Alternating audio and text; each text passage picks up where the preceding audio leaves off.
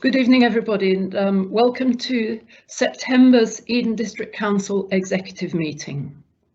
So I'm Councillor Taylor and I'm leader of Eden District Council. And before I start the meeting, I'd just like to hand over to Lisa Tremble, the Council's monitoring officer, to take us through some announcements. Thank you. Thank you, Chair. Just to clarify, this is October's executive meeting, as opposed to September's.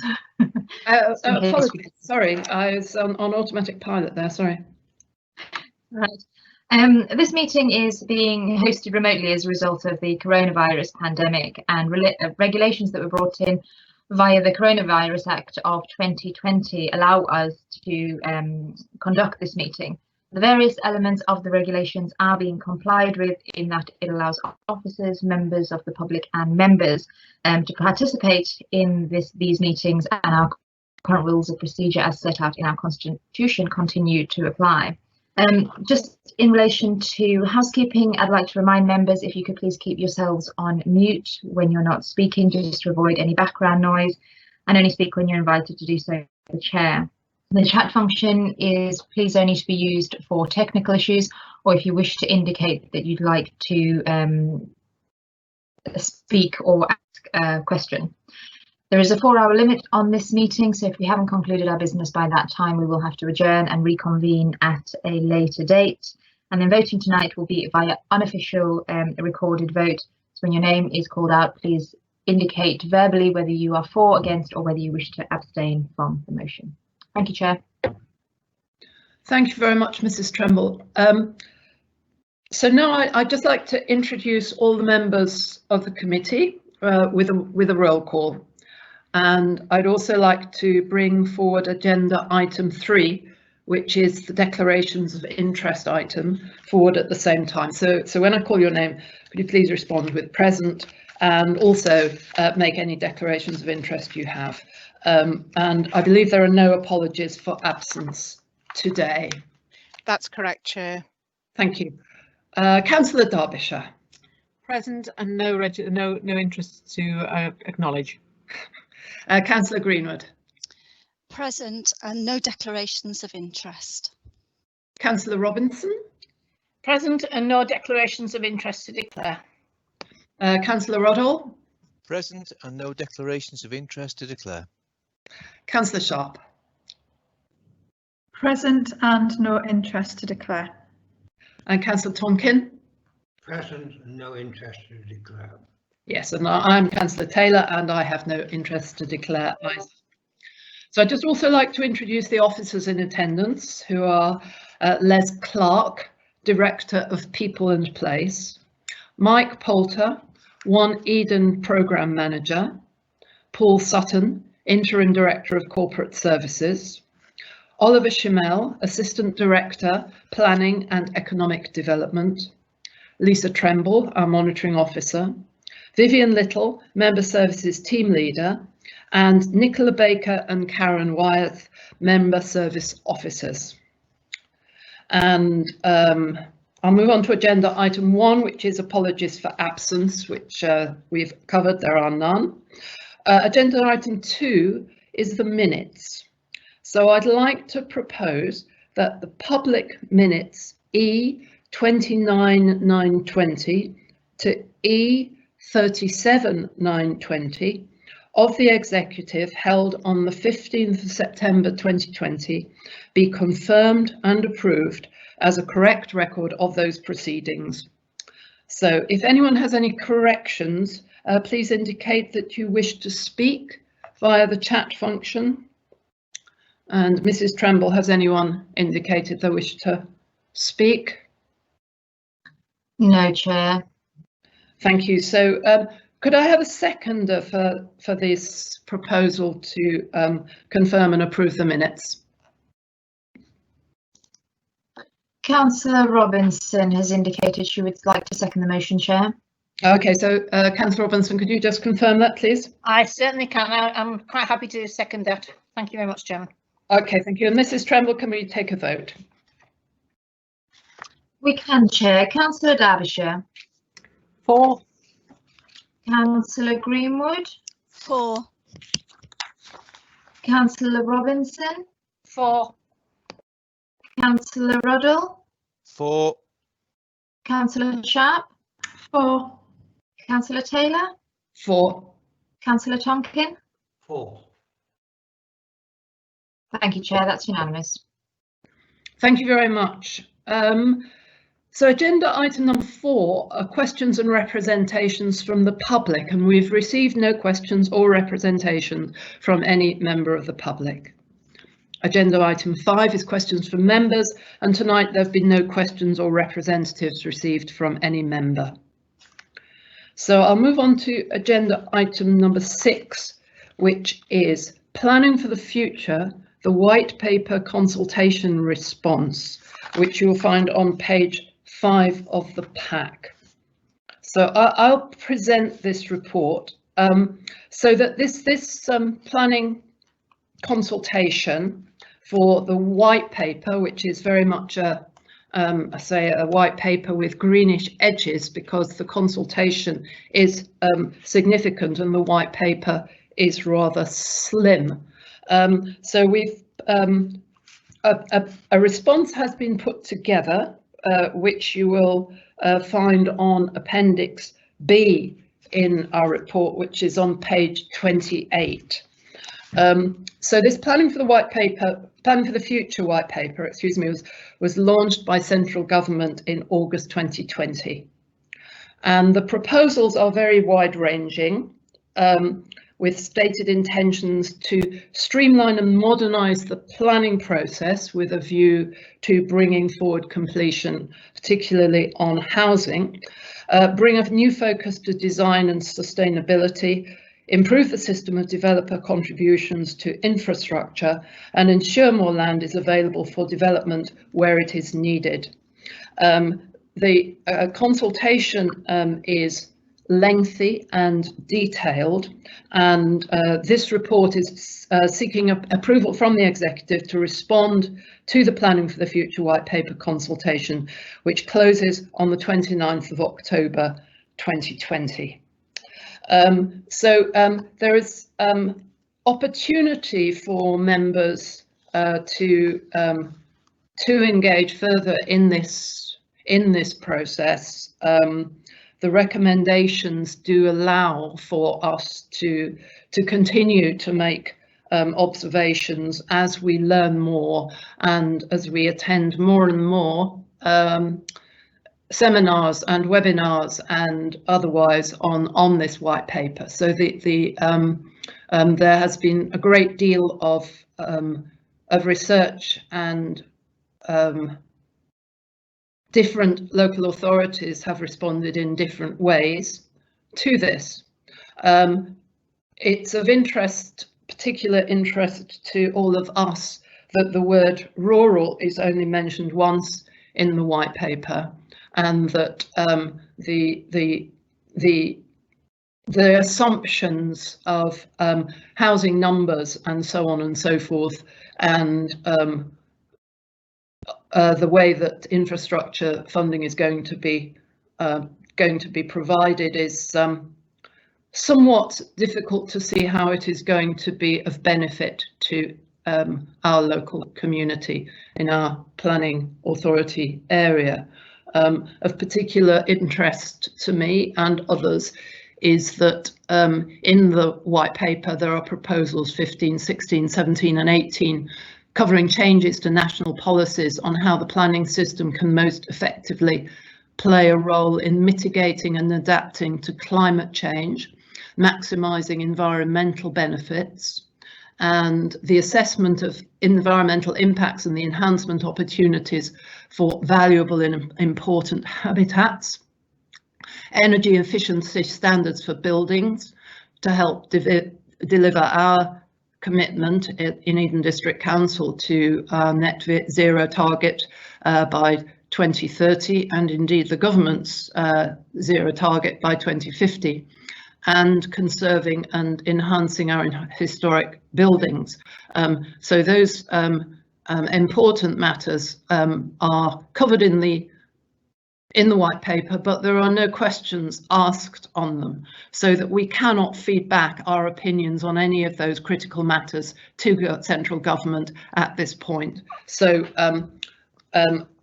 there is much to talk about in this paper, so I recommend that you study some of the responses that that Eden District Council has already proposed. And if you see anything missing, there is still time to discuss it with us, the planning, us being the executive and the officers.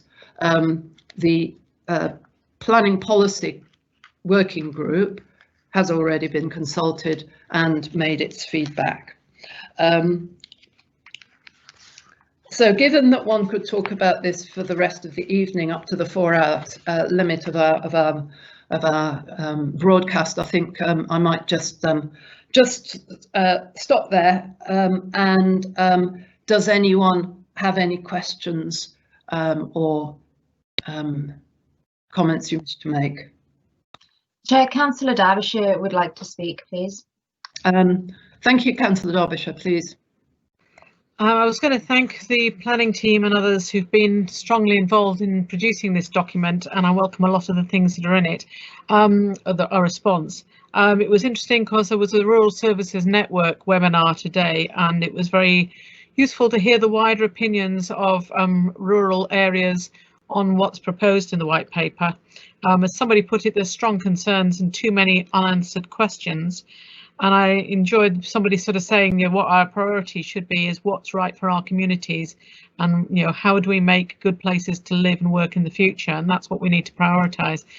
Some things are good in it, but lots of things we've got concerns about. And I've already had a discussion with planning officers to do with the issue of lack of mention of national parks, and in a way, how do we put the national park factors and how that relates to Eden District Council as the local planning authority. And I think national parks aren't mentioned at all in the white paper, and rural's only mentioned once. So yeah, there's some good things about it, but other things concerned, and it's good if we can feed a few more things into it, but generally I'm very happy with the response. Thank you very much, Councillor Derbyshire. Does anybody else wish to speak? No one has indicated as such. Thank you very much.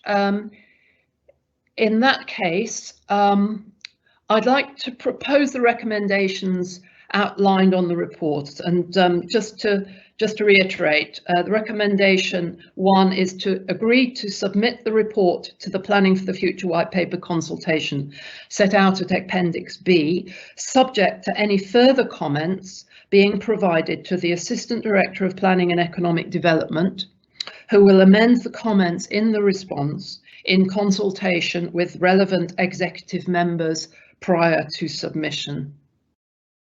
And recommendation 2 is to note that an executive report will be brought before members at a future date, setting out a revised approach to the review of the local plan.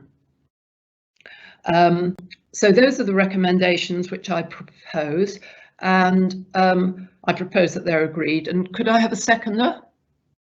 Chair, Councillor Sharp has indicated she will second the motion. Yeah, I'd like to second the motion. Thank you. Thank you very much. And does anyone else have anything they wish to say before we move on? So can we take a vote on this? Thank you, Mrs. Tremble. Thank you, Chair. Councillor Derbyshire. 4. Councillor Greenwood. 4. Councillor Robinson. 4. Councillor Ruddle. 4. Councillor Sharp. 4. Councillor Taylor. 4. Councillor Tonkin. 4. Can I say that I normally have a hand on my screen too if I want to intervene. I don't have a hand anymore. What do I press if I want to speak? You go into the chat function, which is a little sort of box like a cartoon speech. I see it, yeah. Chair, that's unanimously passed. Thank you very much. So if we could move on to agenda item number 7, which is devolution and local government reorganisation, which is page 43 of the pack. And a week is a long time in politics, so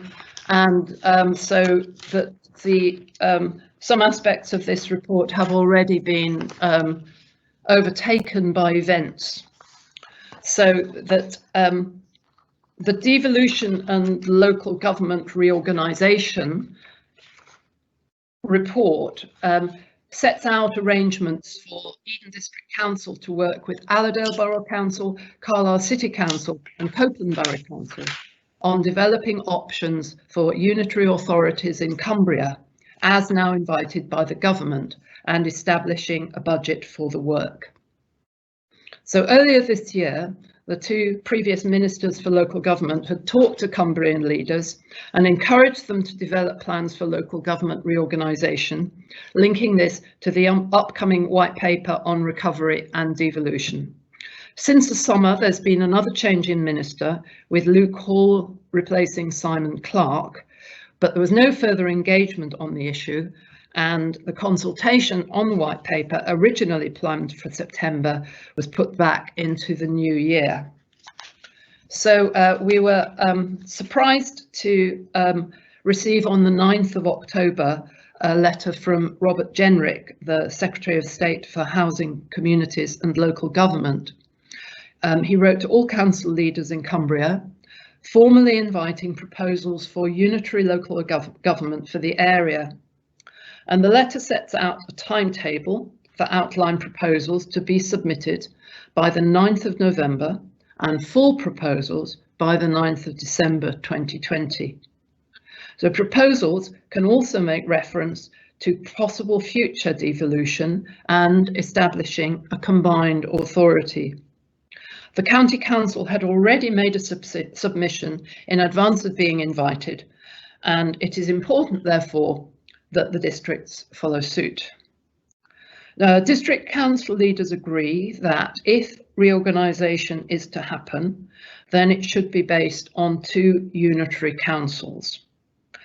Barrow Borough Council and South Lakeland District Council and Lancaster City Council are working together on a proposition for a unitary authority for the south of the area. Eden, along with Allerdale, Carlisle and Copeland, were commissioning consultants to start work on options that are complementary to that Morecambe Bay proposal. And this work will now be expanded to produce the submissions by the required deadlines of the 9th of November for the outline and the 9th of December for the full proposal. So the 2 recommendations to this report are still as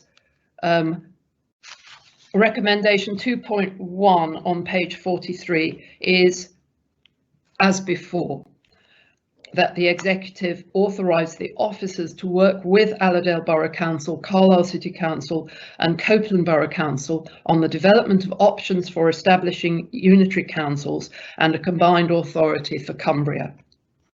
However, the recommendation 2.2 has now needed to be changed to take into account the fact that we need to have considerably more work done in order to submit these 2 proposals.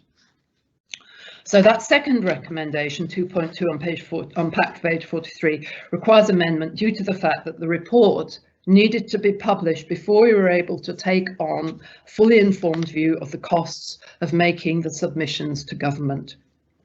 Therefore, in order to have a budget sufficient to cover the costs, I wish to change the recommendation at 2.2 to read that the executive approve the allocation of the sum of £50,000 from reserves to support this work. So the allocation we're being asked to approve has gone up from 25,000 to 50,000.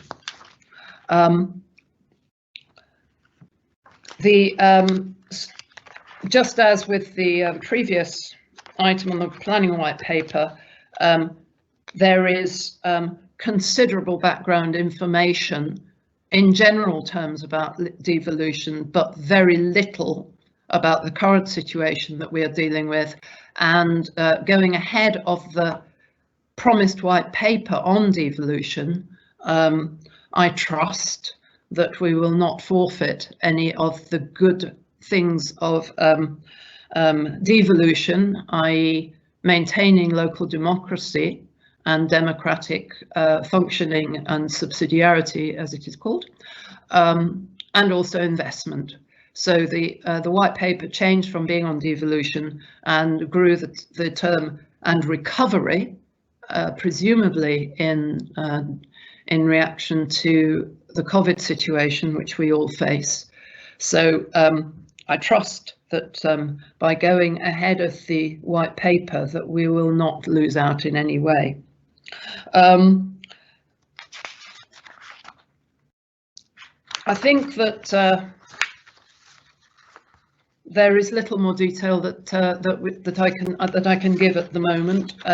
Obviously, it's an extremely fast-moving situation, and I think that I'll just move on to asking if anybody has any questions.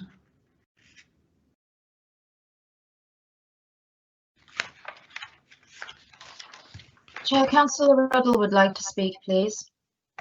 Thank you. Please go ahead. Thank you, Chair. It's not so much a question about this, it's really an opposition regarding this. We are now facing a second wave of coronavirus in the United Kingdom, and we're being asked to spend opposite time doing local government reorganisation. We're also being asked to spend taxpayers' money, Eden taxpayers' money, on local government reorganisation when it's a folly of central government. If central government want us to go down this route, then they should be funding it. We shouldn't be having to fund it ourselves. By all accounts, that this second wave that is coming could be worse than what we envisaged at the beginning of the year. And an awful lot of officer time and taxpayers' money was spent looking after the residents of Eden and businesses in Eden, making sure that our economy didn't suffer too much. And we really should be spending our time on making sure, again, with this second wave, that the economy is looked after, our residents are looked after, our businesses are looked after, and that £50,000 that central government wants us to spend on local government reorganisation could be better spent elsewhere. Really, that's what we should be spending our time on, and looking at reorganising local government at a later date. And that's my feeling, that's my view. We should be spending our time doing something far more productive than looking at reorganising Cumbria at the moment. Thank you, Councillor Ruddle. I think you'll find that in many respects the ministers themselves agree with that point of view. They're on record that as saying that this isn't the right time for local government reorganisation, but for the three areas, ourselves and Somerset and North Yorkshire, there was such a move from the local authorities that they decided that we needed to press ahead with it. I am assured that there will be no top-down restructuring. I am assured that that localism will continue, because it is not just service delivery but also democratic localism and subsidiarity. So we have to and investment in levelling up. So the levelling up agenda is very prominent in the government's promises to us. And for right or wrong, it seems that we need to to go along with what we cannot resist. Mrs. Tremble, does anybody else wish to speak? No one has indicated, Chair. Thank you very much. In that case, I just reiterate the recommendations and propose them, which is that the executive authorise the officers to work with the other 3 northern districts on the development of options for establishing unity councils and a combined authority for Cumbria, and that the executive approve the allocation of £50,000 from reserves to support this work. Do I have a seconder? You do, Chair. Councillor Derbyshire. Yes, Chair. Could you say a little more? Sorry, my mute's going off and on. Just to say, yes, I'm happy to confirm. I'm happy to second. Thank you very much. Does anybody else have anything they wish to say? So may we take a vote on this? Mrs. Tremble, please. Thank you. Of course. Councillor Derbyshire. For. Councillor Greenwood. For. Councillor Robinson. For. Councillor Ruddle. For. Councillor Sharp.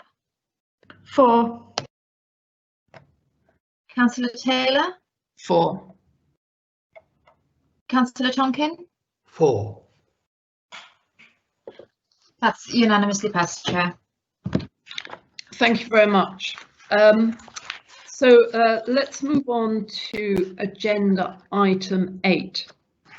And this is the medium-term financial strategy and resources planning 2021 to 2025. And so, Councillor Greenwood, could you present this report for us? Thank you. Thank you, Chair. As you say, this is the medium-term financial strategy and resources planning 2021 to 2025. And the purpose of this report is to signal the start of the budget process for 2021 to 2022, setting out the strategy, procedure and timetable that will be followed throughout the process. It assesses the resources the Council will need over the medium term to deliver its services and achieve its priorities. And this report focuses on the strategic part of the budget setting process, including setting the guidelines and timetable. At the next Executive Committee's meeting on the 17th of November, the Q2 monitoring and the medium-term financial plan will be considered. So this report outlines the issues we are facing with planning the budget for the next financial year, to be presented to Council in February. This year, Council is facing an especially difficult year because of the situation we find ourselves in, the COVID-19 pandemic and all the economic and personal impacts that it is causing, and the continuing uncertainties around Brexit and now local government reorganisation in Cumbria, which is back on the agenda.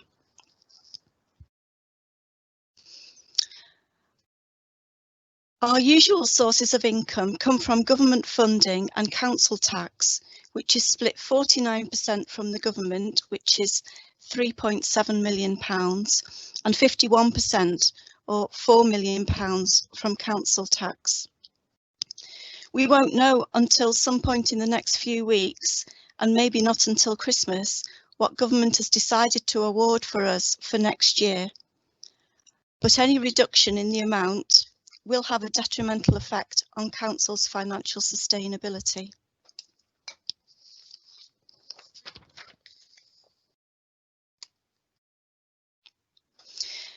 The business rates pooling scheme makes up approximately 31% of the Council's overall funding for 2020-21 and will remain a key component in the medium term. The Business Rates Retention Scheme is a subject of a fairer funding reforms review, and the review is looking at the methodology for distributing retained business rates nationally, and it's been ongoing for some time. However, final proposals were delayed initially by Brexit and now because of the COVID pandemic. In addition, the government launched a review of business rates in July 2020. The scope of the review is relatively broad, with potential outcomes ranging from minor reform of the current system through the full localisation and even replacement of the current system with capital value tax and online sales tax. Any changes to local business taxes will have further implications for the business rate retention scheme. The pooling element of the business rates funding is estimated to deliver in excess of £300,000 next year. The pooling element of the grant rewards business rates growth within a district and attracts additional funding dependent on the level of growth for both the districts and the county councils. And the fairer funding reform will dispense with pooling arrangements. However, the delay in the implementation means that we will retain the funding next financial year. The level of growth could, however, be impacted by the pandemic, and therefore this will need to be kept under review through the budget setting process. The Rural Services Delivery Grant and the New Homes Bonus, they make up the remaining 18% of government funding in 2020-21. Whilst currently independent, the proposal is that the RSDG would be incorporated into the new fairer funding reform methodology, and New Homes Bonus would be phased out or replaced with something new. As with the main review, there has been no new intelligence, so the delay is expected to result in both funding streams continuing into 2021-22. It is possible, however, that given their independence from the main settlement, they could just be adjusted more easily. We would expect this to be announced with either the Comprehensive Spending Review or the Local Government Spending Review. COVID funding. There have been 3 tranches of direct non-ring-fenced financial support provided to local authorities for 2020-21. Eden's share of this is £638,799. Whilst the support is appreciated, the Council's largest variation in cost relates to the income lost to the contractor operating the Council's leisure centres. This is specifically excluded from the co-payment mechanism. This is still being much debated, as an authority running their own centres would be able to recover their losses through the scheme.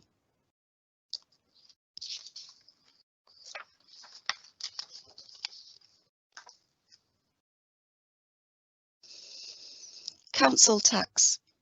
Council tax makes up the remaining 51%, or £4 million of the Council's funding for 2020-21.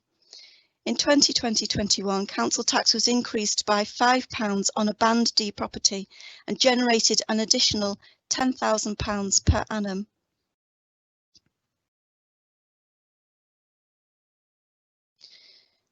The current regime for council tax sees the Secretary of State decide each year what an excessive increase would be.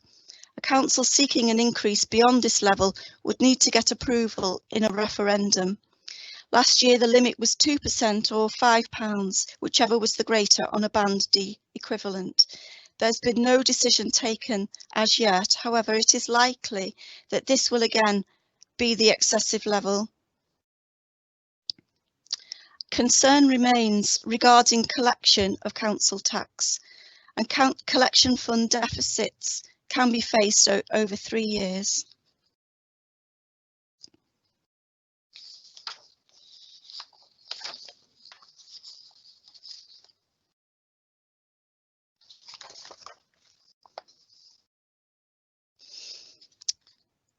Council's estimated gross expenditure is £12.9 million for the budget 2020-21.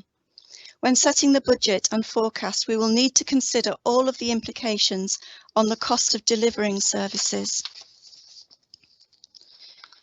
And the starting point for this is to use the budget from previous years. However, the current economic landscape means that we cannot rely on those estimates. The way we are operating during the pandemic is very different to how we were operating previously, and this will need to be reflected in the budgets that we set. We simply cannot rely upon incremental budget to provide either an accurate budget for 2021-22 or the base for setting forecasts for the medium term. It is critical, therefore, that the budget developed is zero-based, every budget line considered and justified compared with previous years and assessed against need. And this exercise will be undertaken across the autumn between the finance team, the budget holders and the assistant directors for sanction by the corporate leadership team and inclusion in the draft budget. There are budget guidelines and a timetable attached to this report, and they're on Appendix 2 and 3, and they're pages 15 to 18.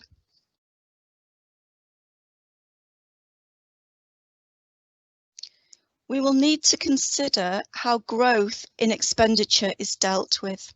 The economic landscape and current financial position mean that growth is not affordable in the medium term. In these circumstances, it is important to ensure any growth is managed, and that this should be done by ensuring the net impact of growth is zero. And practically, this means that where growth is necessary, it is offset by either reductions in expenditure or increases in income in other areas.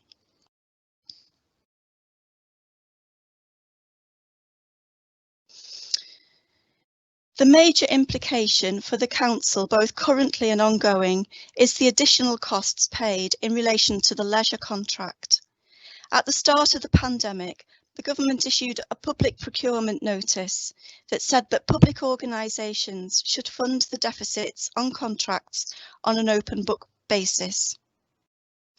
The Council continues to liaise closely with Greenwich Leisure Limited regarding their loss of income and additional costs thus incurred. As stated previously, the Council is not able to access the co-payment mechanism for irrecoverable sales, fees and charges income, as the income is retained by the contractor. The reality is that the ask from GLL continues to change as the rules and regulations regarding the pandemic change. If these tighten and the use of the centres reduces, they are forced to close again, the costs both in year and into the medium term will be greater.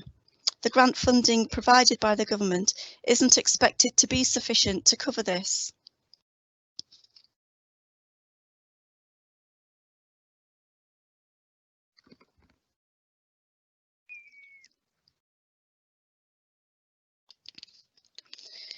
Income.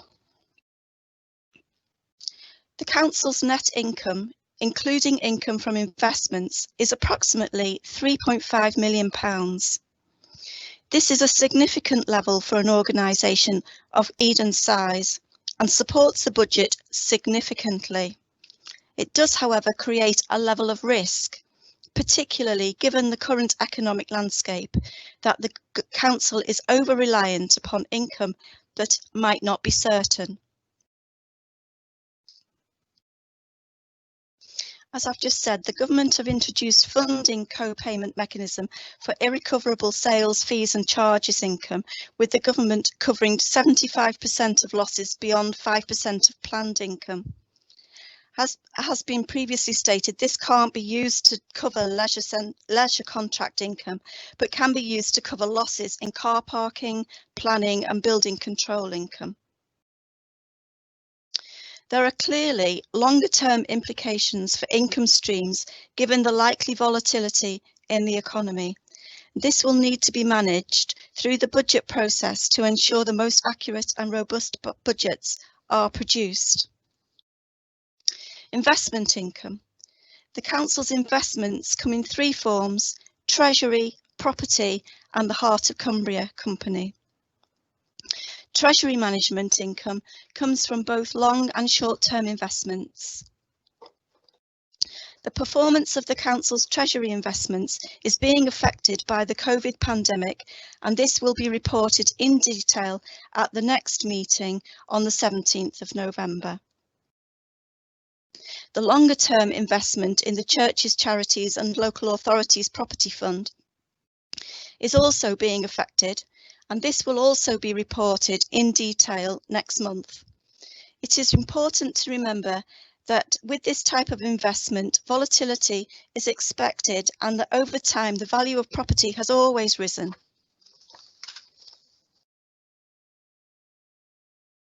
We should retain the investment, expecting that over time it will recover its value. The Council's other commercial income through its property holding will again be reported next month. At this stage, other than the first quarter rent holiday, the income is fairly stable. And it was approved at the January executive that a review of the Heart of Cumbria Company would be undertaken. And although that's been delayed due to the pandemic, work has started and it will be completed to feed into the budget process. And reserves. The Council has a robust level of reserves, and it's an essential part of a sustainable financial forecast shown in the medium-term financial plan. And again, this will be reviewed next month.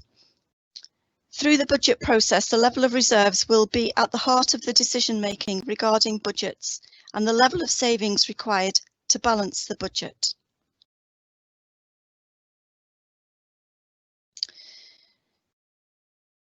So, financial risk and uncertainty. The majority of the financial risks and uncertainty has been set out through the analysis of the key areas of the Council budget set out above. It is worth noting, however, that the COVID pandemic followed by the uncertainty caused by Brexit, which followed an extended period of austerity. It is therefore not surprising that there is volatility and uncertainty in virtually every area of the Council's budget, and this budget process is critical to the long-term stability of the Council. So, I've just described quite a lot of risks and problems that we might face.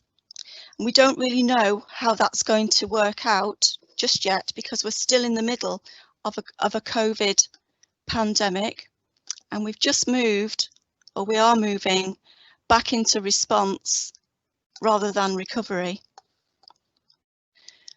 Sorry, I've just lost my screen.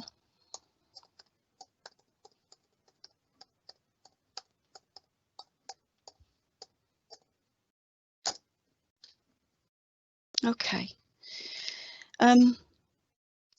So what we're proposing and what we are on with at the moment is a One Eden transformation programme.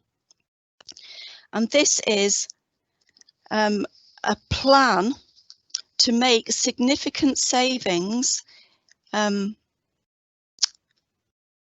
a 5-year period so that we achieve financial stability and sustainability for Council going forward, whatever the future holds.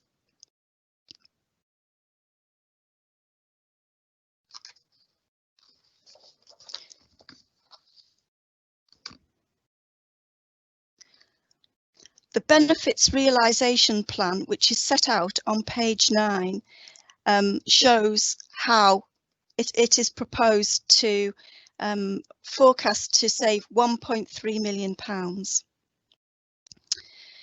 And this transformation programme needs to be adaptable and flexible, because even though it was started before the COVID-19 pandemic, it's been massively affected by that.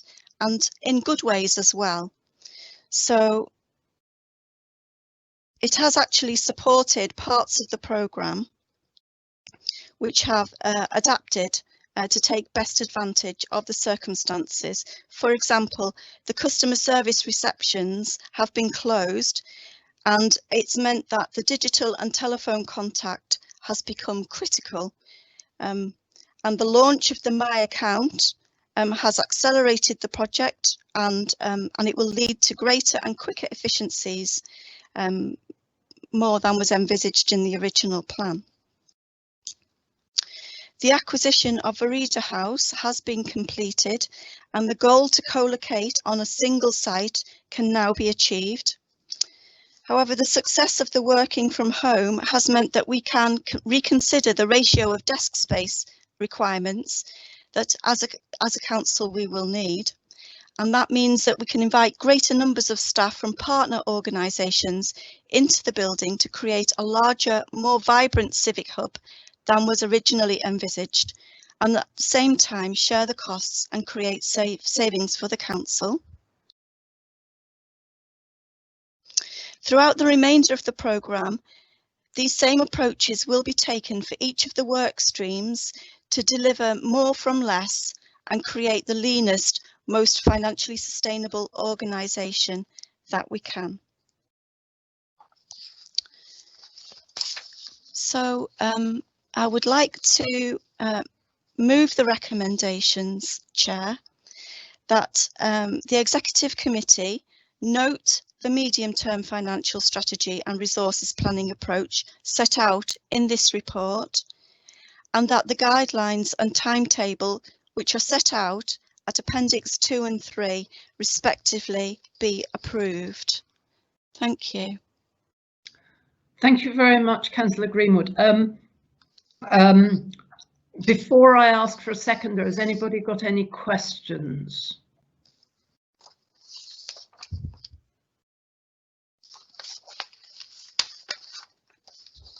No, thank you very much.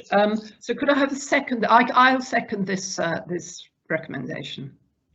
Thank you. Does anyone else have anything they wish to say? So may we please take a vote on this, Mrs. Trumbull? Thank you. Councillor Derbyshire. For. Councillor Greenwood. For. Councillor Robinson. For. Councillor Ruddle. For.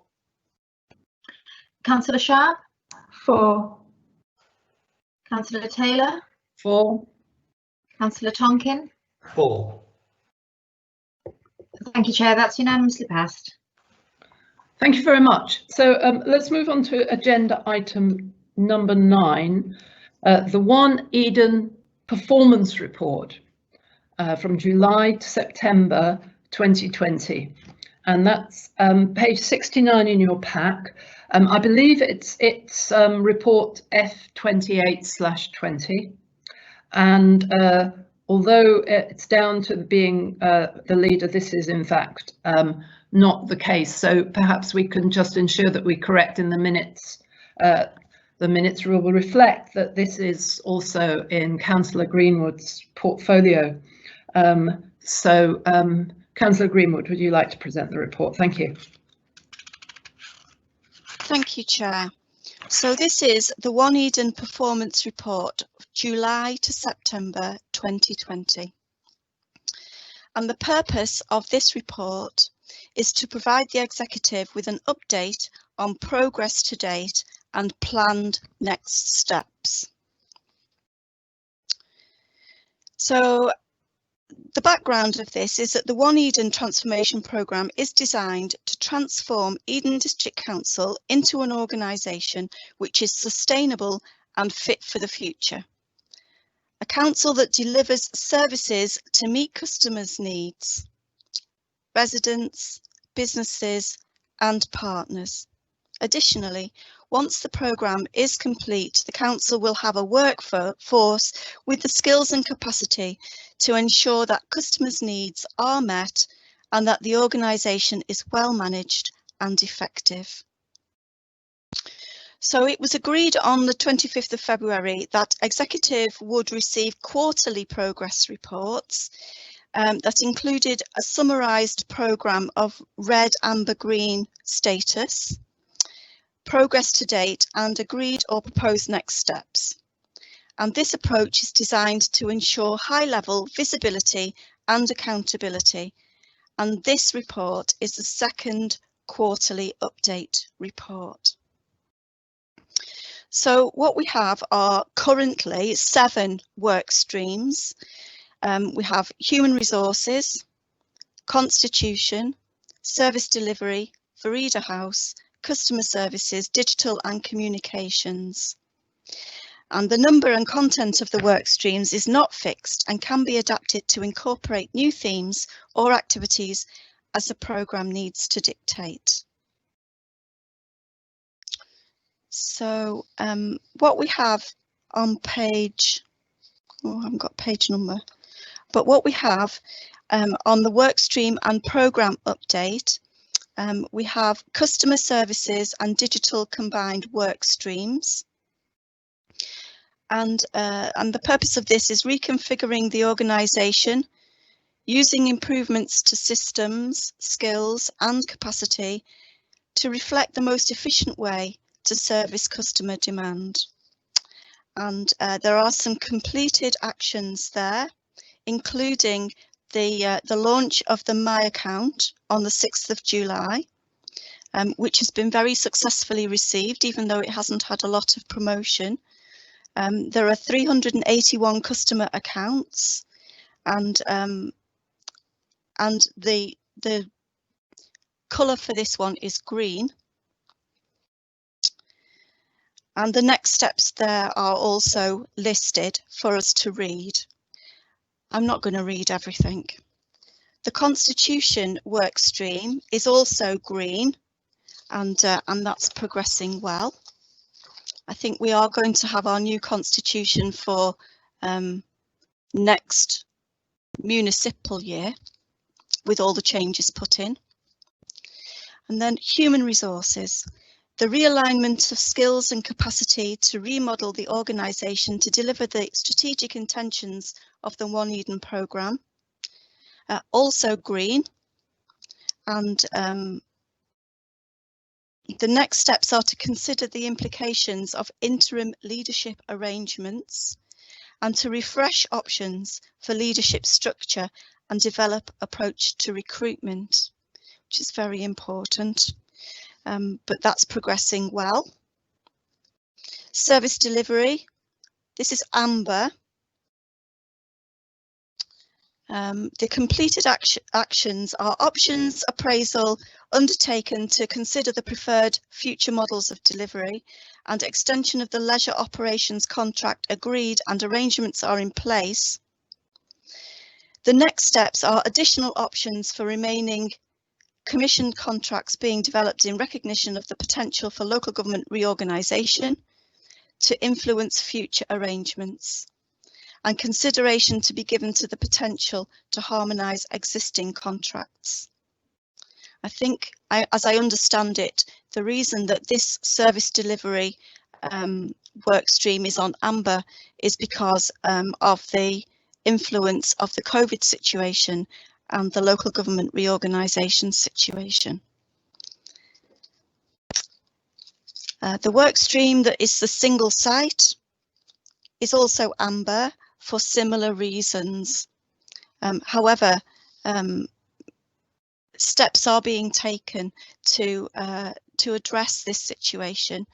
Even though it is currently behind time, it is hoped that that this won't be for long. And I am hopeful that at the next progress report, it will be back to green. Communications, the overarching programme communication strategy and activities, currently green. And the next steps are to create a detailed communications plan for the next phase based around the 6 work streams, including identification of appropriate channels and audiences, assessment of required assets and resources, budget estimate, and create campaign plan with key dates, events, content deadlines, publication dates, milestones, etc., which is ongoing. So the programme update overall, the overall colour is green. The programme governance arrangements are in place and working well. The workstream leads are meeting, operating and highlighting any coordination issues or items for escalation to the board. And on balance, the overall RAG rating remains green when considering those work streams that have been accelerated and others where COVID and the requirement for sequential programme management has had an impact on delivery timescales.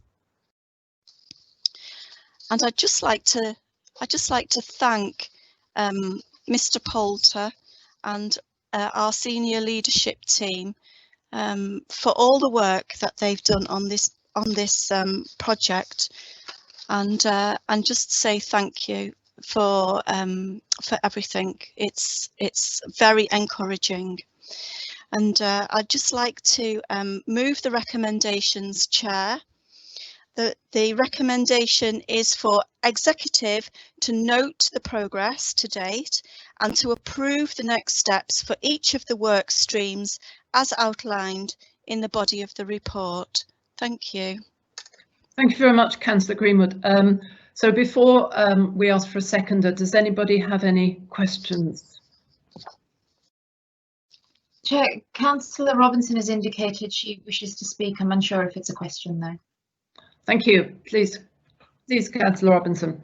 Thank you. It's actually not a question. It's more reiterating exactly what Karen has said, and a big thank you to all the officers, whether they've been involved in this or not, but a big thank you to them, because over the last 6 to 8 months, they have pulled all the stops out, and we're trying to do a transformation project. We're trying to deal with COVID. We're trying to make sure that grants get out to everybody that's needed them. And the work has been absolutely immense. And to have so many of these on green is totally amazing. And I would just like to pay tribute to everybody for just getting their heads down and absolutely rolling with this. And the thing that does worry me is that we're in such difficult circumstances again with COVID rising. It's rising in the county. The threat from the level 3 areas that affect our tourism businesses and the supply chains that we supply into these places. It's going to be quite a rough ride coming up, and the sooner we get to know what the government are coming out with the comprehensive spending review and everything else that's coming through, along with having to reorganise the deck chairs with devolution and what that's going to bring and the chaos that will bring to Cumbria, it fills me not with horror but with concern, because I know the staff will rise to the occasion and will do our utmost. But it is a true heartfelt thank you very much, because we really do appreciate it. Thank you. Thank you very much, Councillor Robinson. Is there anybody else? No, Chair, but Councillor Ruddle has indicated that he wishes to second the motion. Thank you. You have to say it, Mark. Sorry, Chair. Yes, I second this motion wholeheartedly. Good. Thank you very much. And of course, we all concur with Councillor Greenwood and Councillor Robinson that everybody at home, this must be stretching into infinity, and the people must be getting very weary. So thank you all very much, and we feel your pain. So that is now seconded. So I think there is the opportunity for anybody else to say anything. I just said my 2 penneth. So let's take a vote on this. Thank you. Councillor Derbyshire. For. Councillor Greenwood. For. Councillor Robinson. For. Councillor Ruddle. For. Councillor Sharp. For. Councillor Taylor. For. Councillor Tonkin. For. That is unanimously passed, Chair. Thank you very much. So moving on to agenda item 10, which is any other items. So I have no items of urgent business that to be discussed here. There are many items of urgent business, so let's all hold our nerve.